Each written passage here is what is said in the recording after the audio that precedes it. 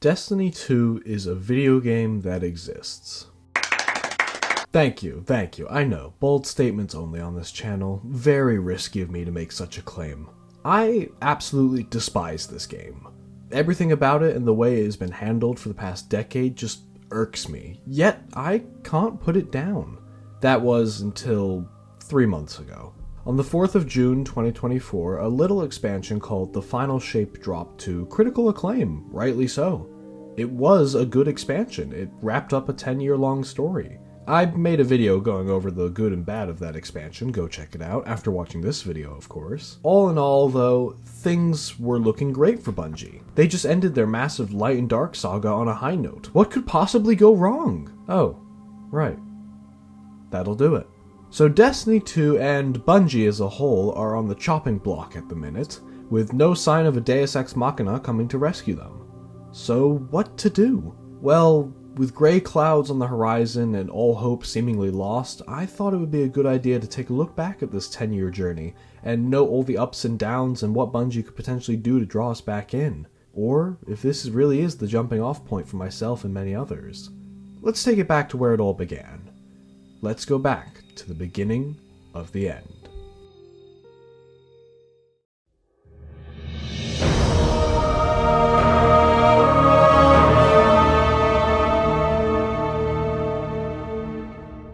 The Red War, also known as Vanilla D2, was a fresh start for the franchise.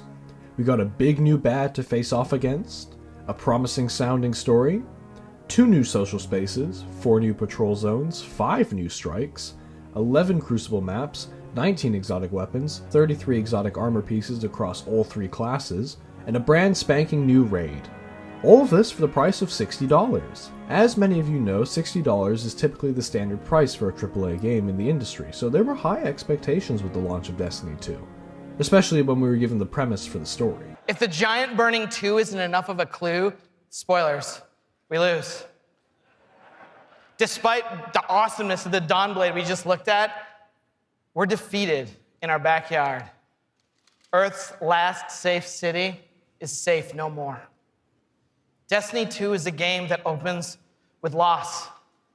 In one fell swoop, players will lose their powers, they'll lose their home, and maybe the saddest of all, they will lose their vaults. I just need a minute for Fatebringer. Okay. And it's all taken by Dominus Gall, the leader of the Red Legion who you just got introduced to at the end. Gall, or Gary, as he's sometimes referred to. Gall is here for a simple reason. He's been raised since he was just like a little turtle, just a little guy, to believe that he and the Red Legion should have been chosen to receive the Traveler's power. Gall believes in a better class of Guardian. He's here because he believes the Traveler, in choosing us, made the wrong choice. And in Destiny 2, Gall intends to show the Traveler the error of its ways. So the tone was set for the game. We were going to lose big time. When Destiny 2 was released on September 6, 2017, we did lose. Just not in the way one would expect. I won't go deep into the story beat by beat because there are plenty of videos out there that do that, but I will touch on the parts that significantly impacted the overall experience of the campaign and set the seeds for future content. To summarize the story in short, back during the Taken King expansion from D1, there was a mission where we had to shut down a distress signal being sent from the Cabal ship that had crashed into the Dreadnought. We managed to decode the message, but were unable to stop it from sending. Gall, the Emperor of the Cabal and Dominus of the Red Legion, unleashes his wrath on the Vanguard and the people of the Last City for retribution for all our victories over the Cabal since the vanilla D1 story. He claims the Last City and cages the Traveler in an attempt to take the light for himself. We lose our light and must fight to take it and the Last City back. Sounds cool, right? Yeah, well, we only lost our light for roughly a mission and a half, only to get it back almost immediately after. Yay, stakes! At launch we had 6 strikes, if you're including the PS exclusive along with their exclusive sniper rifle. Fun little fact that some of you might not know or remember, vault space back in the day was capped off at 200. Nowadays we've tripled that. Which is great, but still, the struggle was real for maintaining our gear. The game's lore has always been a point of contention ever since D1. mainly in the sense of how it was implemented and introduced in the world of the game, and how players access it. In D1 we had the Grimoire cards, something you would unlock with the more enemies you killed and items you collected. All of this, however, was only accessible on the external website. There was no way to look into any of the rich history of the world or characters' backstories in the damn game we were playing. Thankfully, Bungie fixed this in D2 by adding a Codex tab in one of the internal menus, so you could read lore entries anytime you logged on. I would dare argue this is one of the few times Bungie's dreaded "we're listening" statement was true. Overall, the gunplay of Destiny 2 was phenomenal. Every bullet fired, every sound effect played, and every super cast felt powerful and iconic. As usual, Michael Salvatore and the team dropped out banger after banger with the soundtrack, and the visuals and cinematics department continued to knock it out of the park.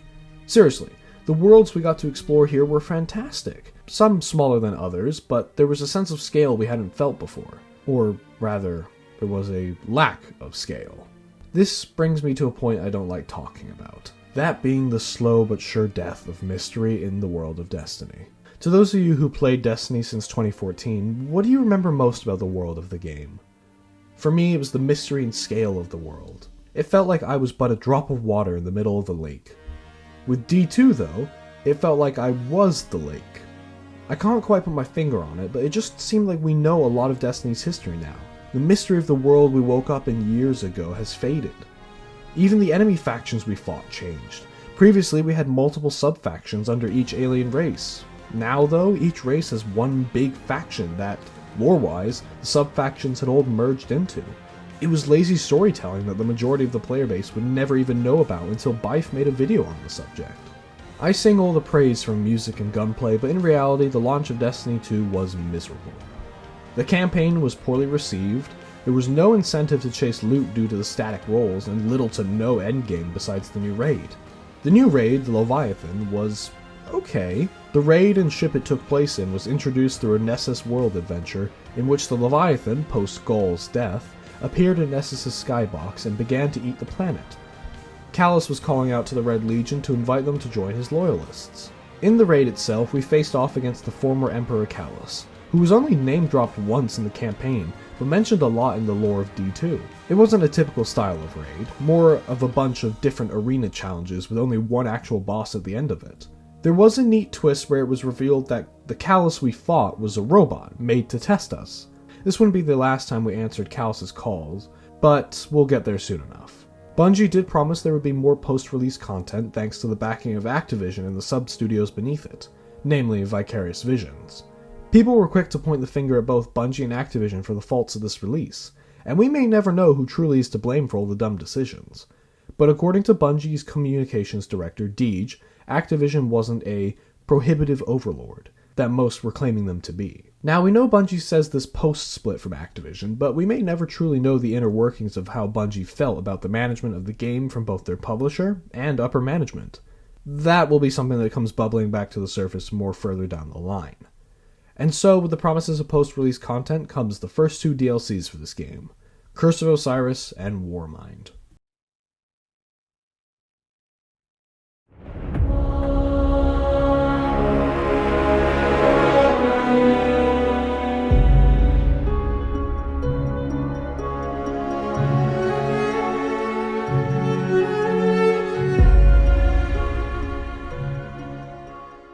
I'm clumping these two together due to how little there was content-wise during the release, and to properly document how dark of a period this was for all of us. Okay, so at the end of the Red War campaign, once the credits had wrapped up, we got a little teaser that showed us what the roadmap of content would look like going forward and where we're going next, along with an ancient enemy awakening.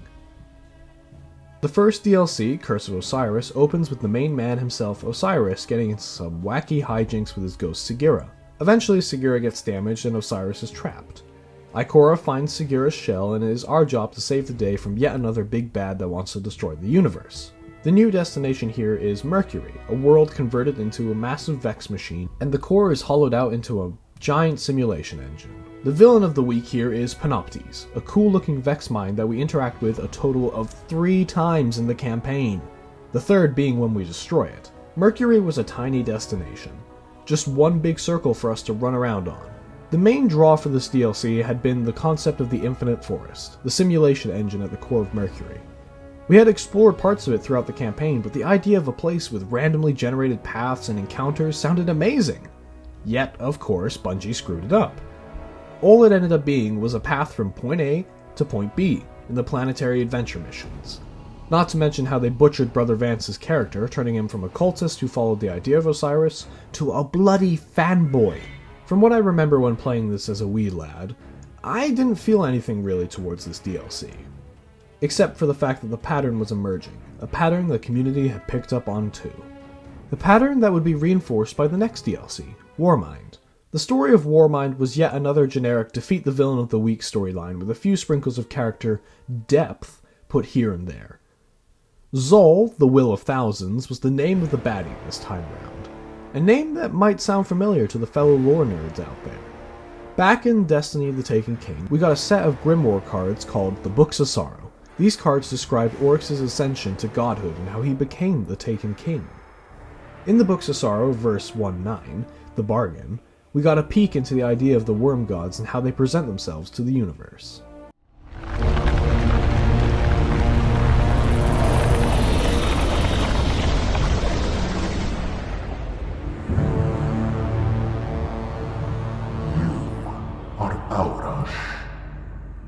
Heir to the Osmium throne.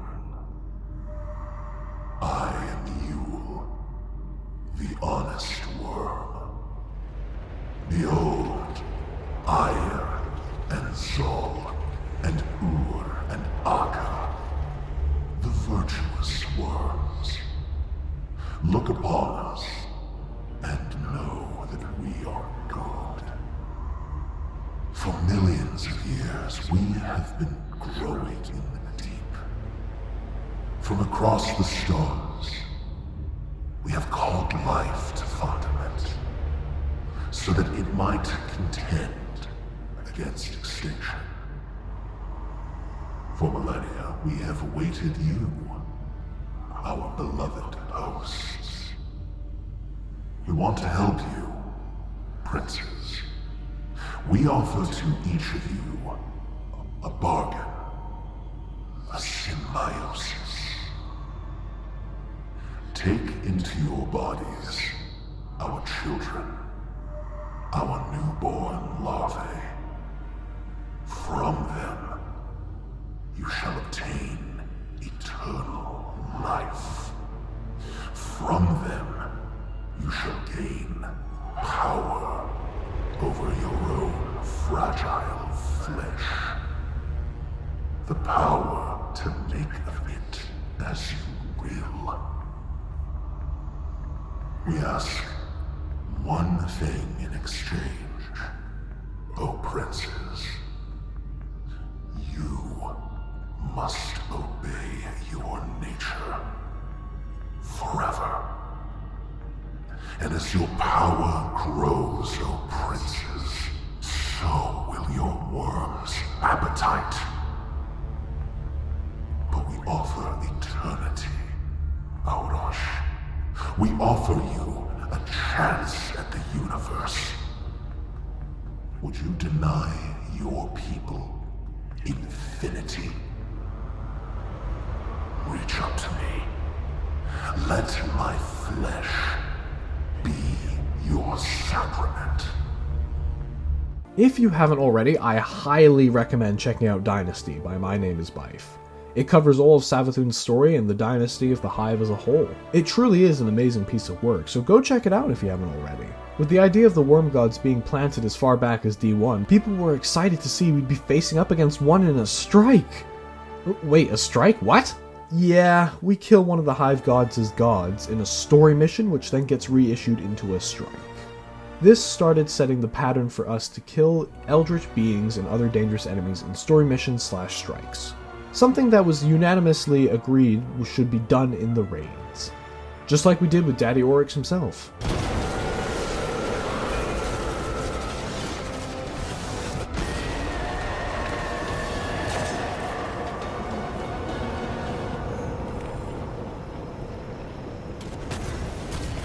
Something that was introduced in Curse of Osiris, which returned in Warmind, was the concept of raid lairs.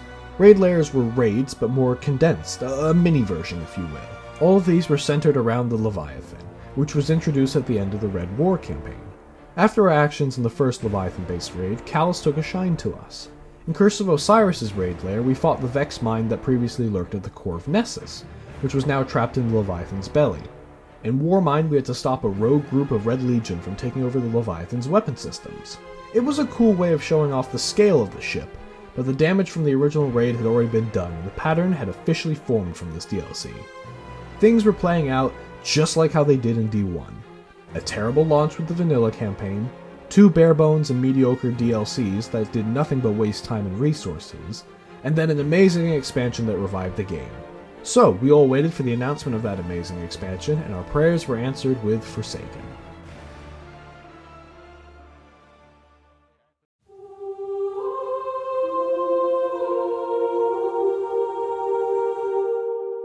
I still remember the teaser trailer for this expansion. I was sitting in my room, browsing YouTube as the child I was, then spotting a video in my recommended tab. In the thumbnail was a badly wounded Cayde 6. My monkey brain put the dots together as each DLC before this had centered around a different character. Osiris had Ikora, and Warmind had Zavala. It only made sense that it was Cayde's turn. As I watched the trailer, my face went from excitement to horror as none other than the blue bastard himself, Uldren Sov, shot Cayde 6 without pity or mercy. What's worse is that in the very same trailer, Cayde's ghost Sundance was also destroyed. The marketing was clear. Cayde was going to die here, and it was our job to avenge him.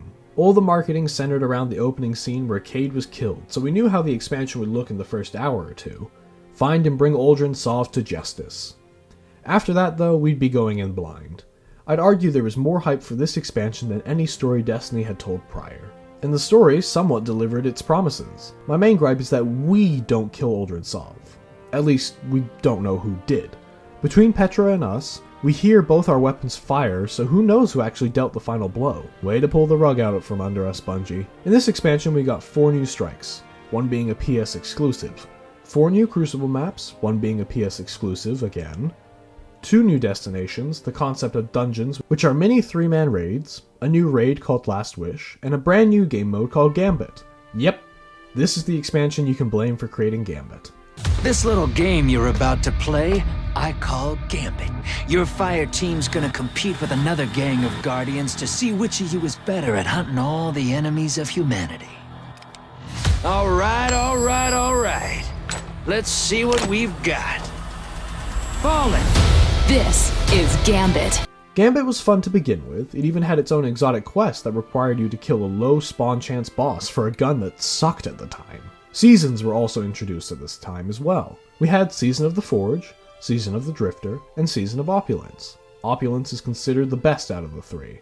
These 3 weren't in the typical style of seasons we've come to hate. These were the concept in its infancy. Also, this entire time, from vanilla D2 still up until now, shaders were a consumable. What a time to be alive.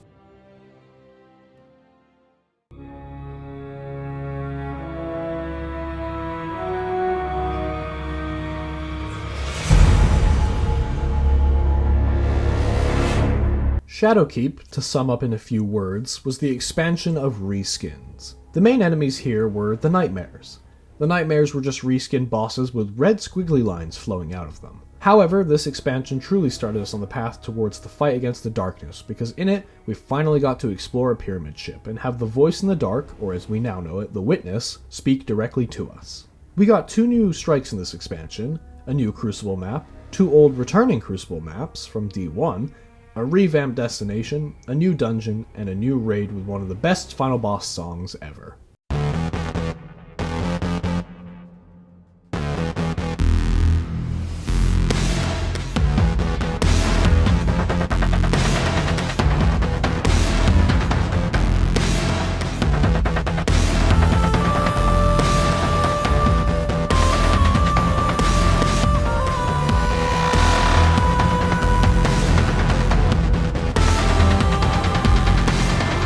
With this, we also got 4 new seasons, Season of the Undying, Season of the Dawn, Season of the Worthy, and Season of Arrivals. With these new seasons, we also got a more live service style of gameplay, i.e., the infamous Battle Pass. Fortnite did it, and so should we. This was the time when Bungie split from Activision, so now it was entirely on them to make the content, as they had lost Vicarious Visions in the split since it was the studio under Activision. The marketing almost celebrated the split. Most weren't too optimistic about the reuse of so many assets for Bungie's first solo outing. At the end of the campaign, we get a boss rush against the nightmares of Gaul, the Fanatic, and Crota, all while the Witness speaks to us through our ghost.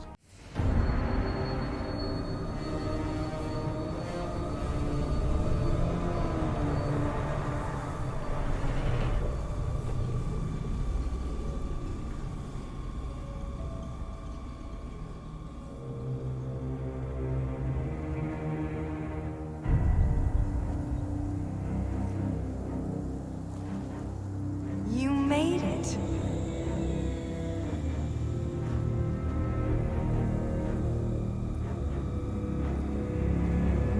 We have heard your cries for help, and soon we will answer. Who are you? Don't you recognize us? We are not your friend. We are not your enemy. We are your salvation.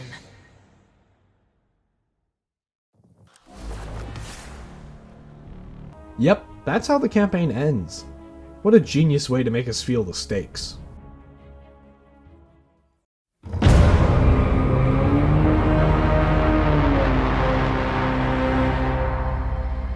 Beyond Light has us truly embrace the darkness, as from the season leading into this expansion, Season of Arrivals, the Black Fleet was in Sol.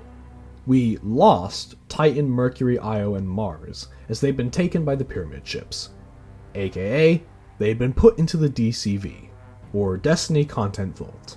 But to deliver these big content beats each and every year, and keep building on top of our seasonal experiences while making technological leaps forward, we also need to make some big changes to the way we treat some of our older legacy content.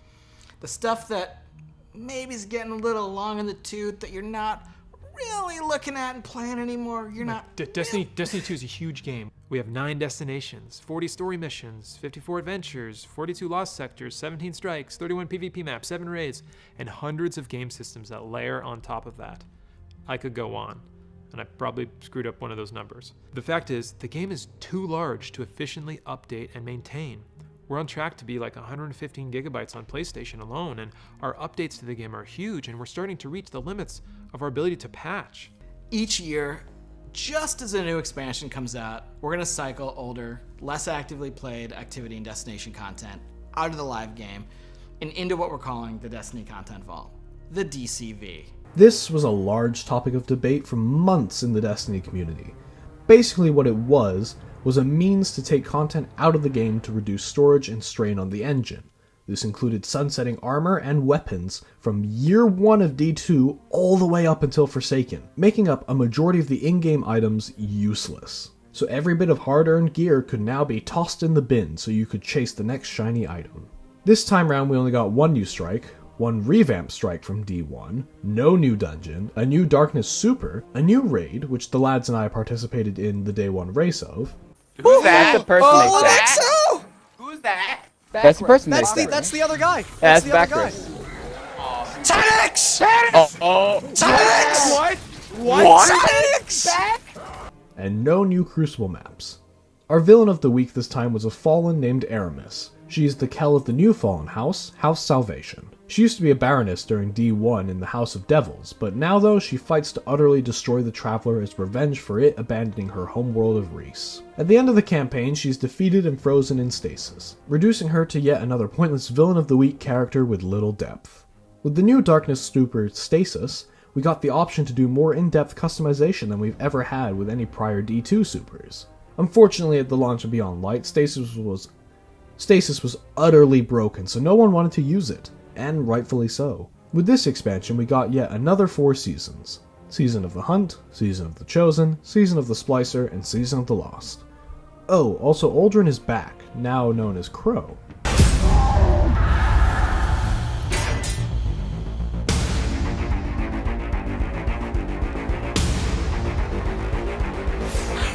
We warned you it was going to be dangerous down here. Impossible.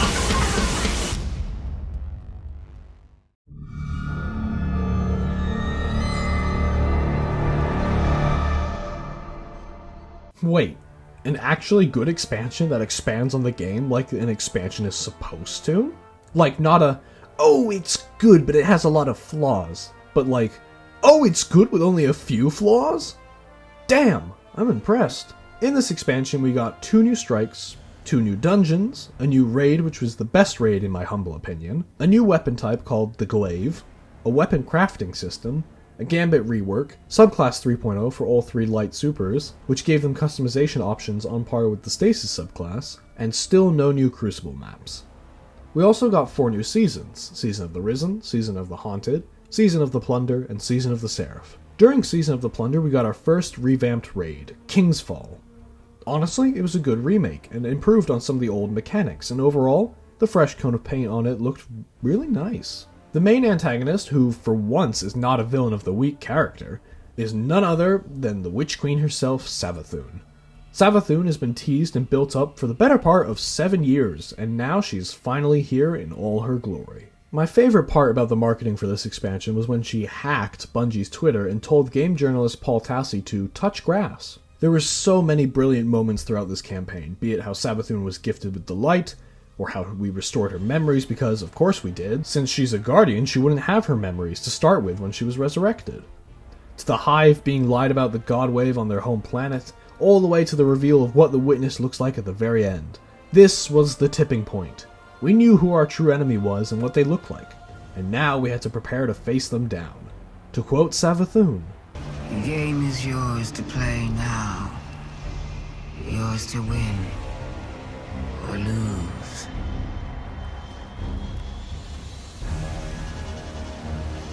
Just don't say I didn't warn you.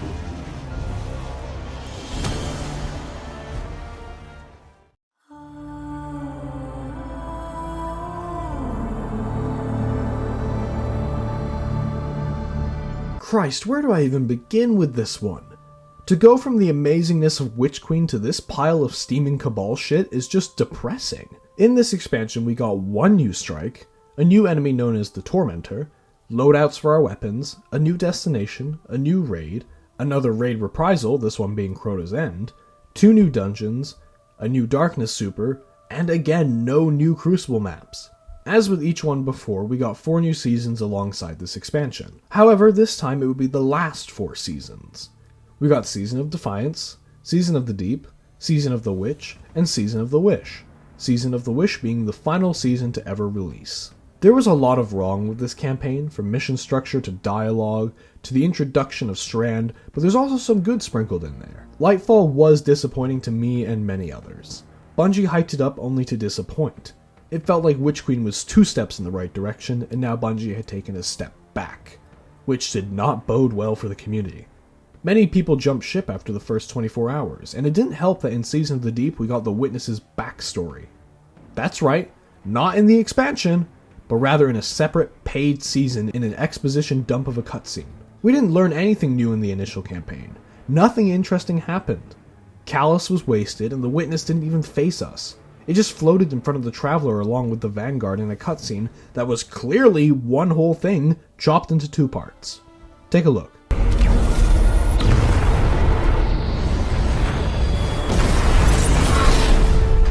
Damn it!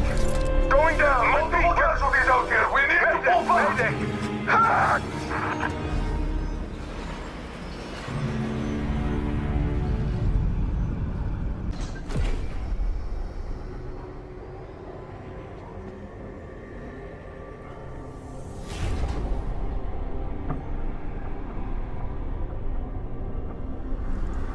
The universe makes us all victim and perpetrator. Life's infinite cruelty. You, more than any, suffer both fates. Be free.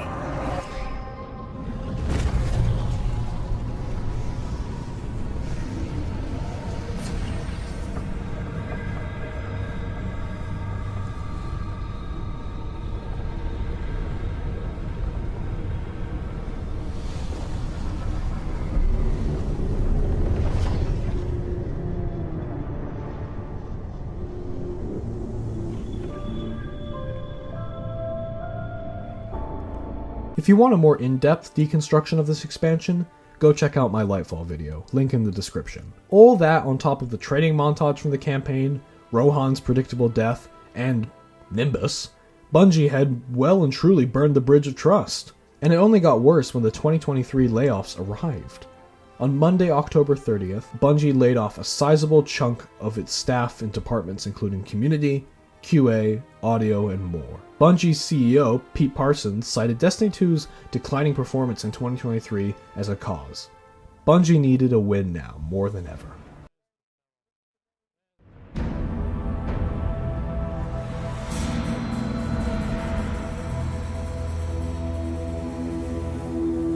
This was it. This was the culmination of 10 years of our lives. Back when I started in 2014, all the hours I sunk into this game all ended here. In this expansion we got one new strike, a new enemy faction known as the Dread, a new Darkness Super along with 3 new Light Supers, 1 per class, a new destination, a new raid, the concept of episodes, and a Crucible map pack. The 3 new episodes were called Echoes, Revenant, and Heresy. They would follow the loose threads of the Vex, the Fanatic, and, presumably, Xivu Arath. Bungie over-delivered here, and now the bar has been raised for all future content. But it's a finale, what did you expect? As someone out there on the internet put it, we love a cornered Bungie. In all fairness, Bungie did this to themselves with Lightfall and so had to go back on their worries about over-delivering. But it paid off spectacularly. Now, that's not to say this campaign was without its flaws. In total, our Guardian had 8 lines of dialogue, 6 of them being in the end cutscene from the Excision mission. We didn't say a single word to the witness, only our ghost did on our behalf. We spoke to Aramis and Savathûn face to face, and Callus and the witness seemed to have escaped our limited vocabulary. However, the voice acting for our Guardian in the cutscene where our ghost dies was spectacular. All my male exos rise up. Zavala ended up learning Stasis, and Ikora learned Strand. Crow became the Hunter Vanguard and is currently chilling in the hangar next to Amanda's toasted corpse. Prismatic was an absolute blast to use, and now I've made a little buddy build to summon a Stasis turret, a Solar, and Arc buddy. All at the same time. And when I get my hands on the new raid exotic, I can add threadlings into the mix.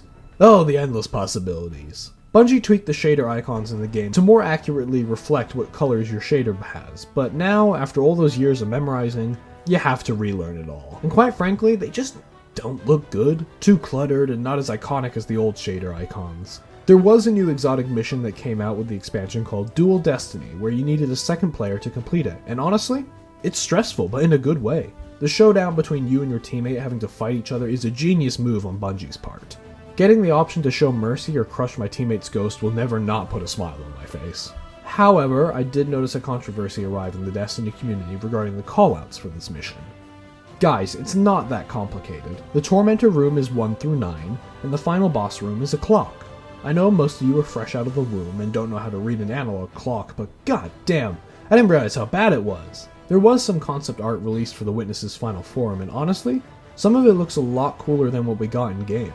Yeah, concept art is always cooler, but still, my point stands.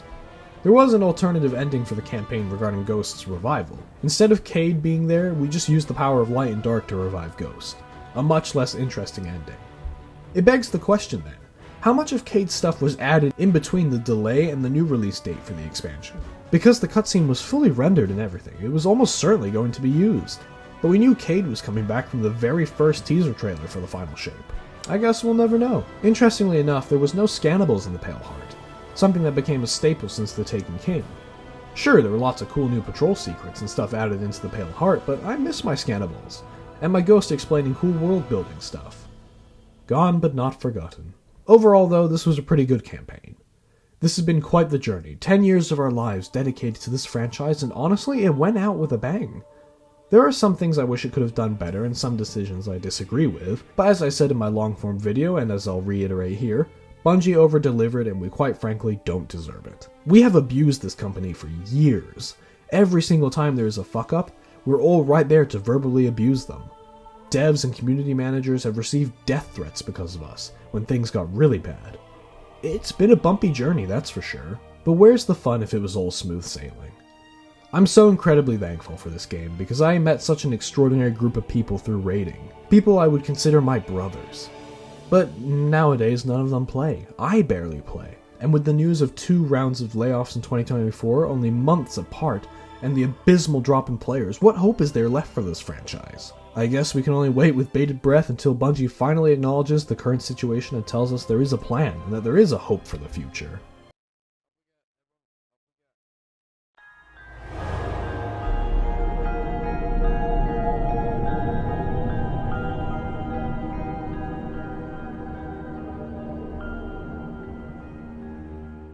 Funny story. While I was in the middle of editing this video, Bungie released a dev blog regarding the project Codename Frontiers, and it's certainly an interesting one, so let's dive into it before wrapping up this video. Also, happy 10-year anniversary to Destiny.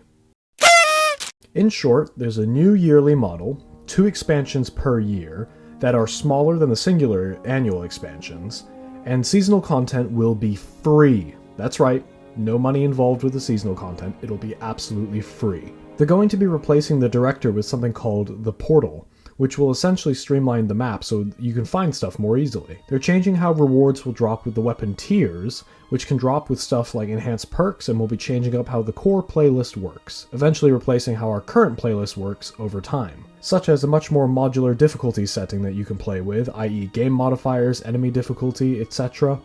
Project Apollo will be the launch point of the new overarching story similar to the Light and Dark Saga, and will feature a non-linear story that essentially means you can tackle the storyline in whatever order you want. For seasonal content, they will try various genres like roguelikes, Metrovanias, etc. And will not be going away once released. There's a lot more stuff in there, but that is the general overview that I skimmed over. I'll leave a link to the blog post in the description for those interested in reading it. It sounds interesting. I'll probably at the very least try Apollo, unless the stuff they show ends up being complete ass. I do want to continue, it's just a matter of whether they can do enough to keep me interested. I guess we'll have to wait and see. Oh, also, they're bringing back Icebreaker, baby!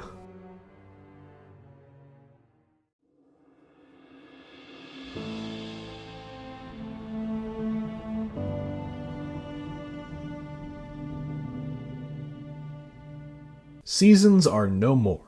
Episodes are the talk of the town, and so far they kinda suck. Now, before you throw your tomatoes and pitchforks at me, let me acknowledge that yes, I am aware the first act of Echoes was released alongside an expansion, so no doubt it was going to be mid at best. But I didn't expect it to blow this badly. The way Bungie has delivered seasonal and now episodical stories has been utter shit. No one likes the weekly drip-fed content we've had for years now.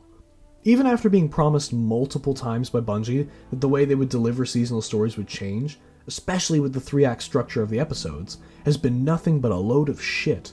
Nothing's changed, not a damn thing! We get new activities, new reskinned weapons, new stories, and yet it's all on a weekly basis. If you're going to have a 3-act structure for delivering a story that will be split into 3 parts with gaps in between, then let me play through each act on my own pace. Let me play the game how I want to play. And I know you're capable of it because on day 1 of Echoes there were secrets added to Nessus's patrol space. Hell, a brand spanking new secret mission you could discover if you followed the clues like I did. It's all right there, and yet we are stuck with this weekly, go do a thing, talk to a person, do another thing, now wait, cycle of content. Saint 14 definitely has the most interesting angle with Echoes, but Osiris seems to be criminally underused so far. Failsafe, however, is an absolute joy to have back in the cast. Pretty sure she flirts with us at one point in some dialogue during the seasonal activity, but whatever. You do you, girl. Not literally, as yes, I am aware there are technically 2 of her present. If I'm being honest, I've seen the leaks for this episode, and even a cutscene that shouldn't have been possible to leak this early, but hey, Sony security, am I right? The villain actually seems interesting, and I'm so glad the Vex get an actual face to them this time around. A tangible villain that we can chase after. Not yet another generic big bad robot. Even the fact that the Vex are having a civil war amongst themselves is cool. The Vex have been split into 3 groups now. The Choral and Compelled Vex on one side, the rest of the Vex Collective on the other. Then of course the Soul Divisive are doing their own thing with the Witness, but no one cares about them right now. Maya Sundarash being the villain of Echoes was fun, but slightly disappointing that they reused her Exo face. Sure, have whatever lore reason for it, but I can still be disappointed that the only human villain was Uldren Sov. I guess an Exo is close enough. Oh well, can't have your cake and eat it too, I suppose. Seasons were always a bore for me. Even when their stories did interesting things, the way they padded out was just mind-numbing. Like I mentioned with the Witness's backstory being revealed in the season, it's just fluff to pad out playtime until the next expansion. But now with episodes and a confirmation of no new major expansions, what the hell are we even playing for? Oh right, people aren't anymore. Funny how that works, isn't it?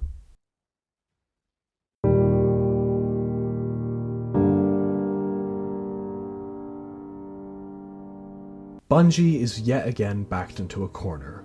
Not by some angry mob this time, no. This time it's just by a bunch of disappointed gamers wanting to pay their final respects before they jump ship. That's what I'm doing here today, paying my respects.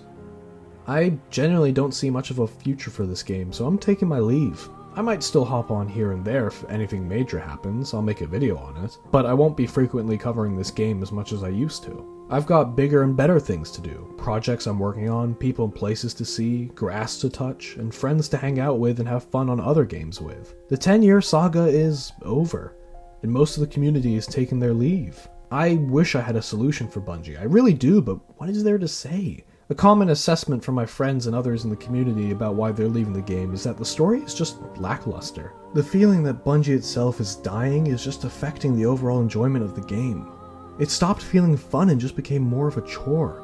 Bungie should have just focused all their money and time on a single Destiny rather than trying to capitalize on so many other projects. This game was making them bank, which also led to corporate greed and wanting more money. And who in their right mind wants to pay $20 for one dungeon or a set of armor? It's overall stupid and reeks of greed. Bungie never seemed to learn. The complaints we have now are the same complaints that we've had since 2 to 3 years ago. It feels like we're talking to a brick wall that only sees us as dollar signs. Another major problem with Destiny 2 is it just felt like no one was allowed to let the inevitable temporary burnout set in, and eventually for some it became a permanent burnout. A game that becomes a chore will burn people out faster than a Canadian forest fire. Also bring back Wrath of the Machine, just for Jacob's sake. Some highlights though from my friends and I have been doing the raids for the first time and getting back into Destiny before Beyond Light was released. Having quarantine was somewhat of a blessing in disguise for my friends and I. It's how I met the boys you guys usually hear in my other videos. Doing all the raids and every other thing in the game was beyond fun. For a time, I looked forward to playing this game every day. The world's first attempt at Deepstone Crypt was just amazing. We got stuck on Atrax, but besides that, it was amazing.